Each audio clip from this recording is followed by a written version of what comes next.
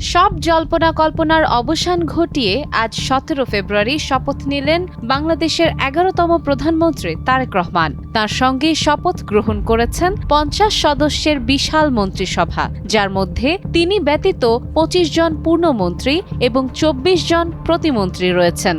এবারের মন্ত্রিসভায় ৩ জন টেকনোক্র্যাট সদস্যকে অন্তর্ভুক্ত করা হয়েছে। তাদের মধ্যে পূর্ণমন্ত্রী হিসেবে দায়িত্ব পেয়েছেন সাবেক জাতীয় নিরাপত্তা উপদেষ্টা খলিলুর রহমান এবং বিএনপি চেয়ারপারসনের উপদেষ্টা আমিনুর রশিদ হাজী ইয়াসিন।